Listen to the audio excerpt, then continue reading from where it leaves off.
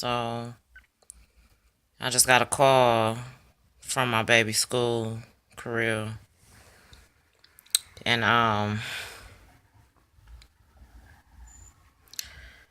we are long past the days of depression and signs of suicide and kids being some white people shit. We way past that. It's 2018. These kids are going through shit. You understand? They feeling the pressure that we putting on them. And I put a lot of pressure on my baby to be great, to be better than me.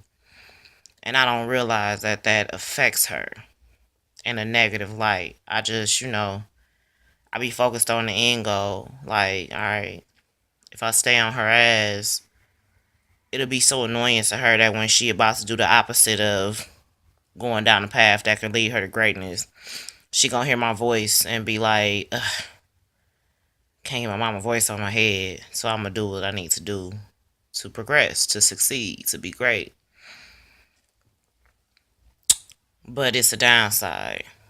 And I should know that because I went through it as a kid. Like I wasn't exposed to as much as these kids were. None of us was. We didn't have shows on TV with, kids committing suicide, and we didn't have the internet, so it wasn't no cyberbullying, and it just wasn't so many ways for people to hurt you or for you to feel pain, psychological pain, emotional pain. And my baby is an empath. I mean, she's an empathetic person. She's a sensitive empath. So her level of sensitivity is way higher than the normal person. And the way she emphasizes with other people's pain is at a higher frequency. I'm the same way. But I thought I could, I don't know, I guess, raise her strong enough to the point where she never experienced that, I guess. I try to keep her from being sensitive. Like I would, when she's showing her sensitivity or something make her cry or whatever, I would kind of be like, oh, stop that crying, dude, get tough. The world gonna eat you up and spit you out. Um, you a woman and you black. You ain't got time to be sensitive. You ain't got time to be sad. You ain't got time to be soft. You know what I'm saying? That's the type of the ideology I was putting into her for so many years. And I'm just now, within this past 4 or 5 months, realizing that I was doing more damage than good by trying to, I don't even know what words to use, but by trying to toughen her up, I'll say, for lack of a better term. So, yeah, the call was from her counselor. First of all, I got an email this morning, like 11 o'clock in the morning, from her, one of her teachers. He her social studies teacher and her homeroom teacher. And he basically like, yo, I had to move Kirill. Well, I had to talk to Kirill more than one time for talking over me and other students while they talking in class. This is not a new problem. She been going through this since third grade. Because when she advanced, and when she get bored, she be like, "Fuck it, I'm over this shit." And she the only child. The only time she has to interact with other kids is at school. But only time she got to interact with other kids is when she in school. So I get it. It's not that big of a deal. She's not a bad kid. Her grades are good. She just don't know when to shut her mouth sometimes. You can't really punish them for that. I can't punish her for that. Me personally, because she's the only child. She don't have nobody else to fucking talk to. I get that. So, yeah. That was the first thing that happened. Kind of dismissed it. Like, okay, I'll talk to her when she get home. See what's wrong, what's going on, whatever. Then, like 2:08, her counselor called. Basically, like, well, Kirill was about to get sent to the principal office for bullying, and I'm thinking that means somebody bullying her. And they was like, well, she was being mean to the other kids. Not so much bullying, but that's technically what it is. So she was being a bully to some other kids, and that's not like Kirill. She not like that. She too sensitive for that. She got too much empathy for that. She be the one like, don't talk about them. That's sad. Whatever, whatever. But so that shocked me first and foremost. Then we going on with the conversation, and he like, well, I was asking her why, talking to her, and basically she was saying She's still sad because her grandmother died. You know, my granny died in 2014, but she was like that person for me and Kirill. She was like Kirill's grandmother because she was like my mother. So my mama is not really like that grandmother figure in my baby's life. She is more so in my sister's kids' lives because she helped raise them. Whereas my granny helped raise Kirill. So Kirill looks at my grandmother as her grandmother. And I looked at her as like my mother. So the same way it affected me, I know it affected her too. Because we had been living over here with my grandmother years when she was younger because I couldn't shake that depression. It's real. I couldn't shake it. Wouldn't go see nobody because I don't want no pills. Long story short, he basically told me that she was telling him she was sad because of my grandmother. She's sad because we not in our house no more.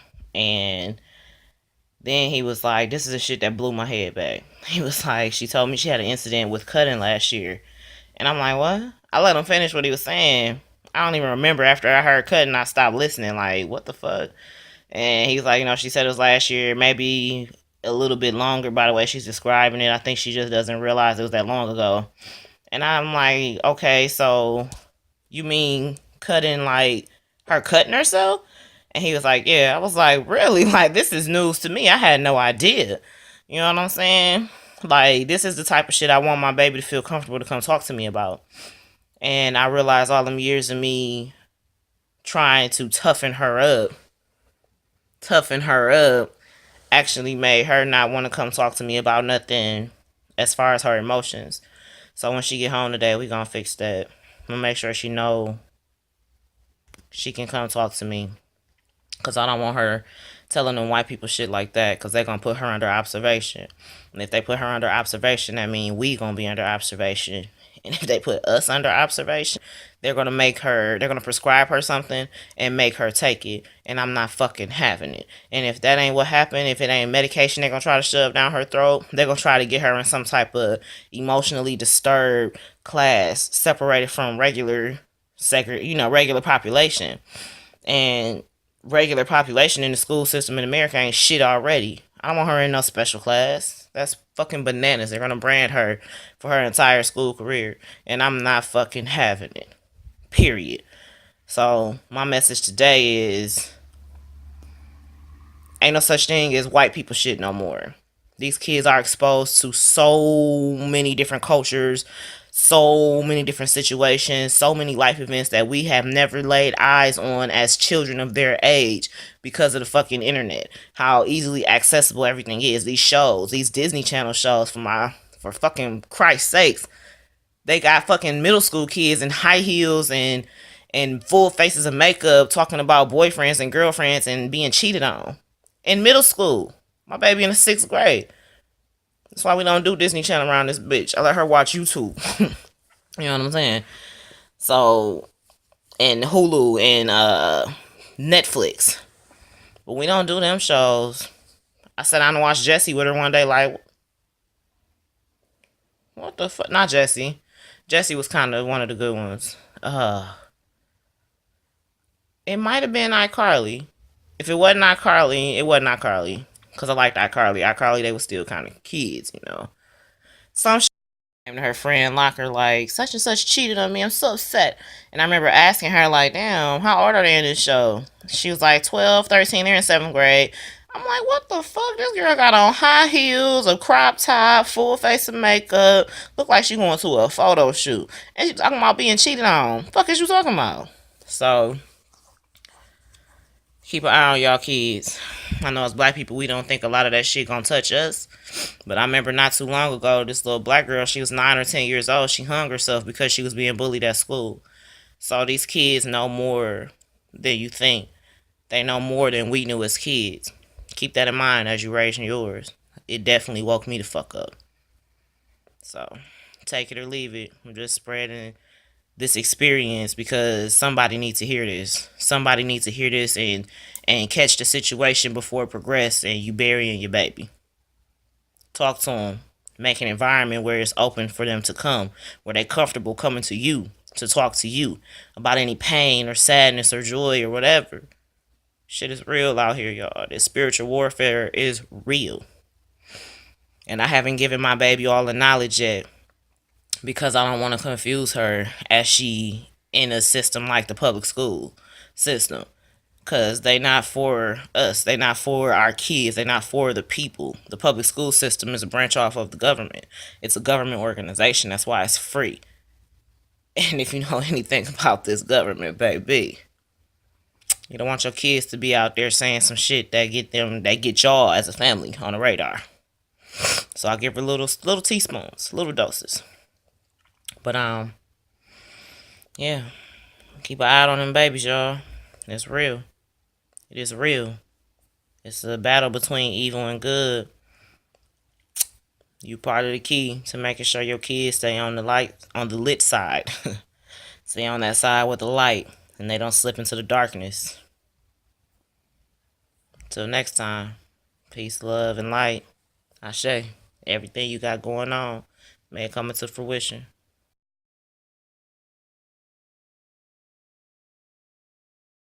Hey y'all. So just the update on what happened with Kirill after we had our conversation, after the counselor called me and basically told me that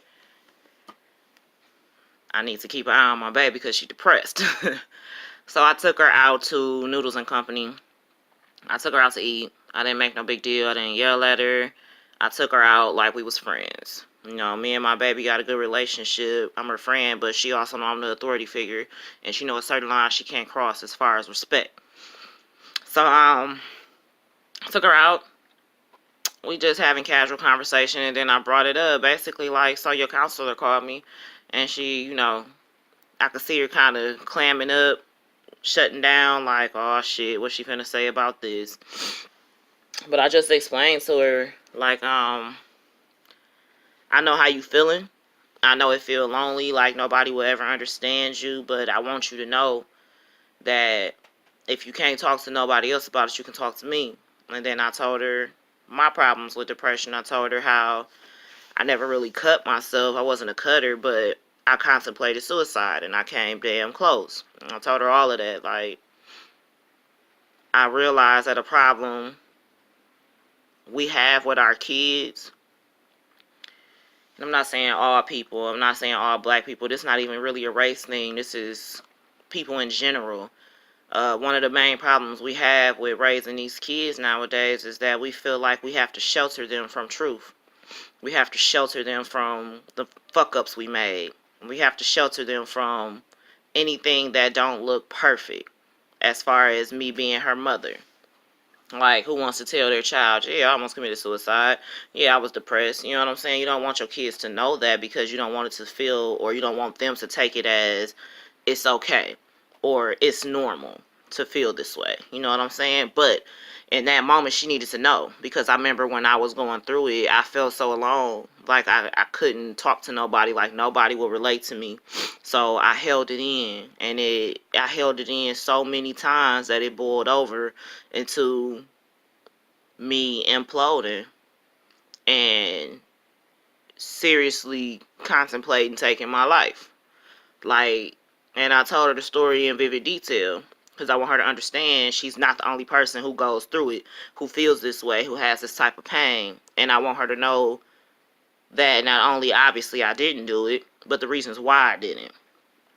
So I was just telling her how, you know, it came to a time, 2-3 times actually, where I was literally sitting in the bathtub um, with the razor. I was finna cut my wrist, like, vertically, the real way. I was finna hit that bang. I was telling her, like, it almost got to that point. I want you to know that I understand what you're going through, and if you need anybody to talk to about it, you can come to me, because I've been there. So, we actually had a good conversation. I let her ask any questions she needed to ask about what I went through. She was basically telling me, I asked her about the situation with her bullying somebody. Like, what's going on? That's not like you. And she was basically like, well, I didn't even think it was bullying. I wasn't trying to. We was just playing with each other. I was making fun of him the same way he made fun of us. You know, we go back and forth. And she told me what she said. I don't really remember exactly what she said. I'm doing this update video like a month after this shit happened. You know, I upload my stuff 2-3 weeks behind. Like, I try to formulate a whole episode. And I took a couple weeks off for the holidays and all of that goodness. So, basically, she was saying how, she didn't realize that it had hurt his feelings because they always joke around with this kid on the bus. And she was like, after talking to the principal about it, and that's why the principal didn't count it as bullying and she didn't get suspended or reprimanded in any way, because after she talked to the principal, she was basically telling the principal, like, I wasn't trying to bully him. I was just trying to play with him. We was playing. I was just, talking shit, having fun. But now that you break it down, this is my baby. This is what she telling me. She told the principal. She's like, but now that you break it down that way, I see how it comes off as me bullying. And I want to apologize to him. So she went and apologized to the little boy. And I was telling her, basically, like, yeah, your principal right. How do you feel about it? And she like, yeah, I feel like I was wrong. I didn't realize that that's what I was doing until somebody else said it to me and I heard it back out loud. And I was like, okay, sometimes that's all it takes. And I basically told her, like, as a rule of thumb, think about how you would feel if somebody did it to you. Now, even though you was joking, what you said to him, if somebody said that to you, would it hurt your feelings? She like, yeah. She's like, but I know, I get it now. I realize that, talking to the principal. I'm like, okay, then we gonna move on. Ain't no need of me harping on it if you get it. You understand why I was wrong? You understand how you hurt his feelings even though you wasn't trying to? She like, yeah. Keep that in mind as you move through life. If it would hurt your feelings for somebody to do it to you, you shouldn't be doing it to them. Treat people how you want to be treated. That's where that comes in. And she like, you make sense. That's right. I never really put that together. You don't think about how it affect other people when you the person throwing it. So, yeah, we got through that. And she basically was telling me, I was telling her, I want you to be able to come talk to me about this type of stuff when you're feeling sad to the point where you want to hurt yourself or you can't take the pain. And I was telling her what I told y'all. Like, I know, I keep it very honest with my daughter. And I was basically telling her, like, I know I've been putting all this pressure on you.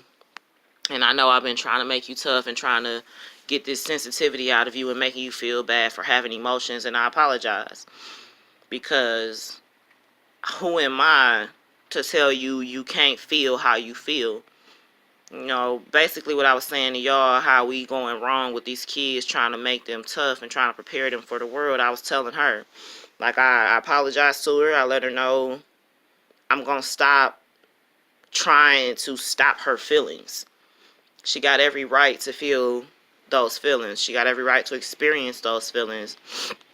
And with her being an empath type of soul, why would I want her to get rid of that?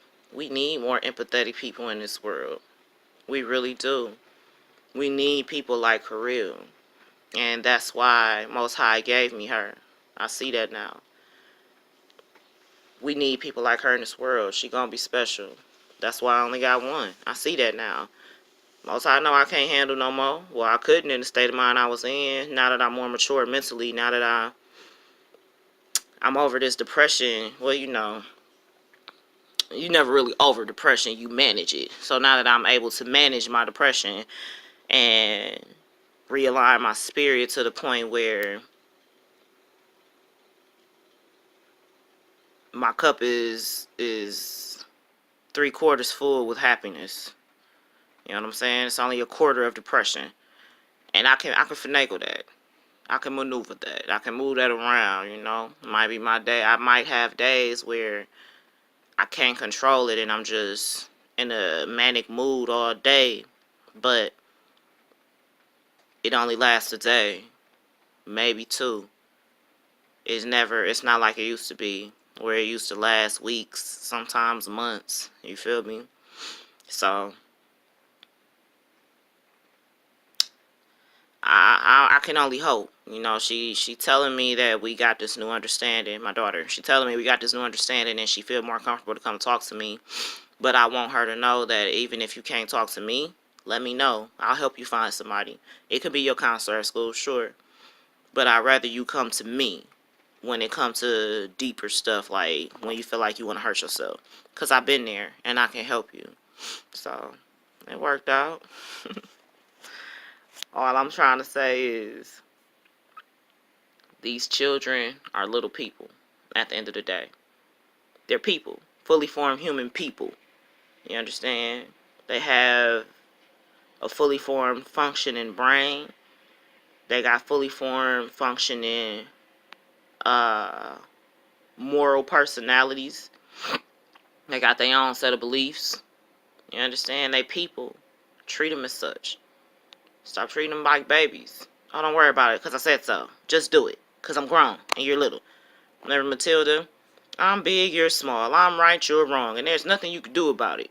You got to stop doing that. Engage. Let's talk to these babies and listen to them when they talk back. Just my opinion, though.